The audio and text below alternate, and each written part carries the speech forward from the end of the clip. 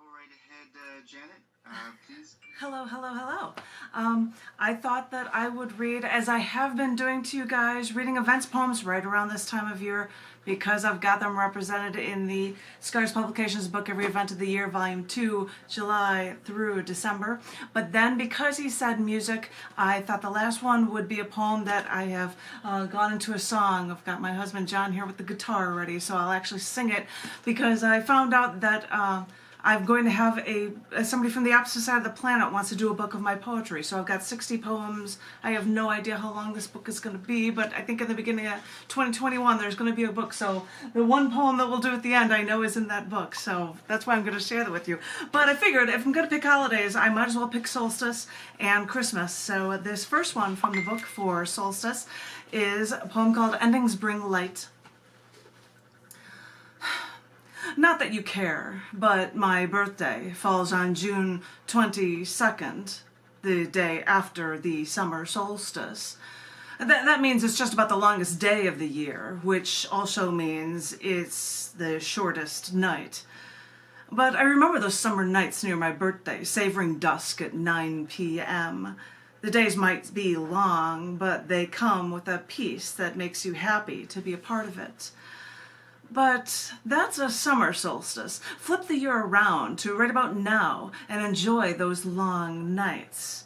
Right before Christmas, this is when everyone, no matter what religion, all gets along. And this December solstice marks the turning of the sun, because after 12/21, the sun is now out more and the days only get longer. The ancient Incas held a festival for their sun god on this day, and we still celebrate the birth of our sun.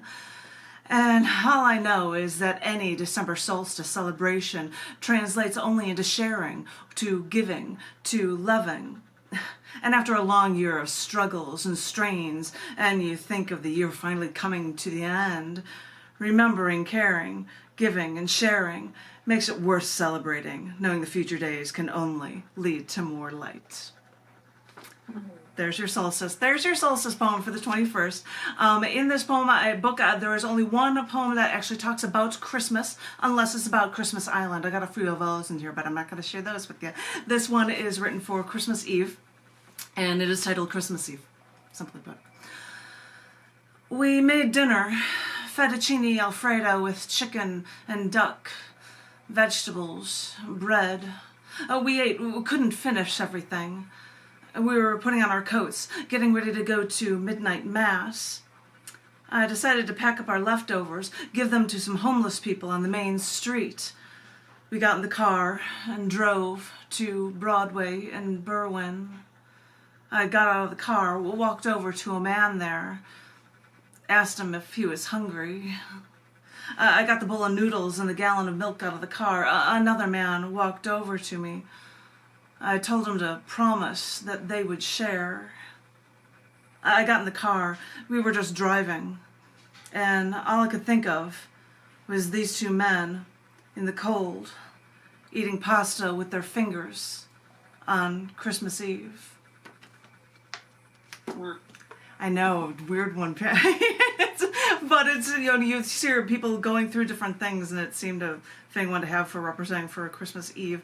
And I'm hoping that this is so strange that I opted to write a poem, and I said if I can put it in and make it into a song. If John, we would like to sing this as a poem that is going to be appearing apparently in this book that will be produced in 2021. Somebody from India contacted me, said put together 60 poems, and it's going to be a book that is titled Eternal Never-Ending Now. This should be out in January. I'm really kind of hyped for it because I'm the publisher. I'm used to publishing books, not having people asking me to publish books. So I'm looking forward to this. And I don't know. I'm just all giddy. So John, if you would like to start playing the song, This Has Made Any Difference.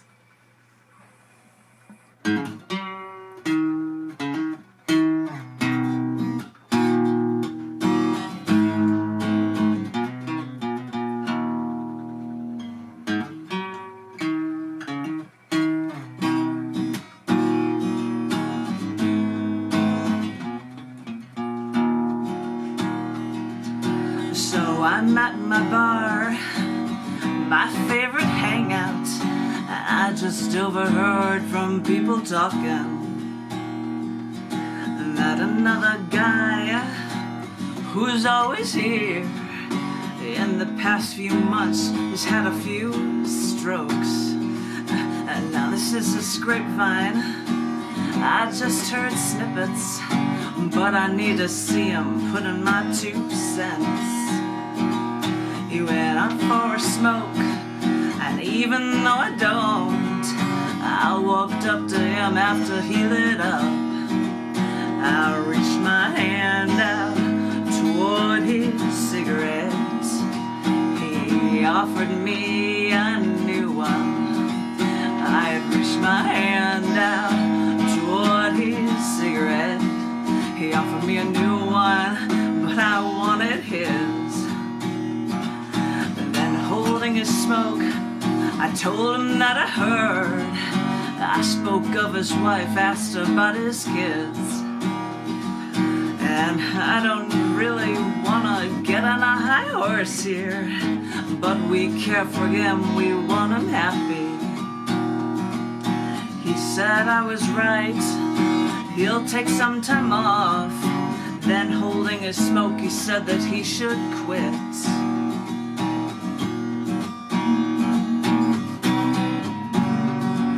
He handed me his smoke and then walked away. I had reached my hand out toward his cigarette. He offered me a new one. I had reached my hand out toward his cigarette.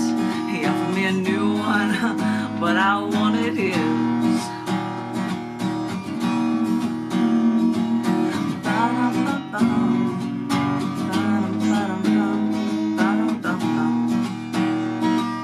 I stood there a while, sucking nicotine, wondering if I made any difference.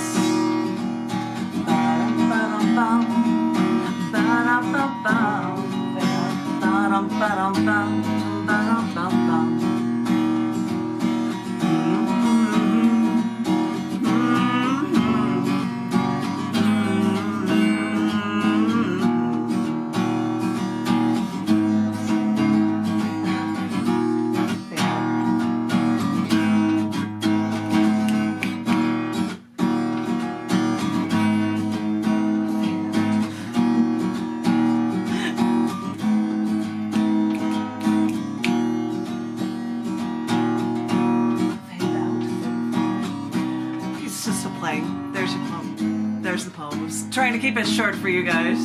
I was like, I'm not going to do the chorus again for you guys, but thank you. Absolutely.